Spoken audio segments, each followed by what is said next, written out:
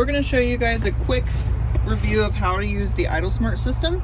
So what you're going to do is make sure your kill switch is on the on position. That should be on always.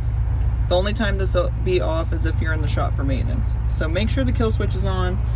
The key is going to be in the off position or out of the ignition completely. Then you're going to come back to the IdleSmart tablet and it says monitoring your vehicle. So what you're going to do is if you're staying in the truck overnight and you need us to start for AC, you're going to turn on cabin comfort.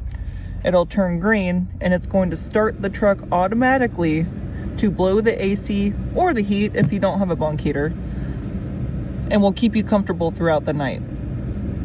So you'll hear the truck start. Now it shows it's running on cabin comfort.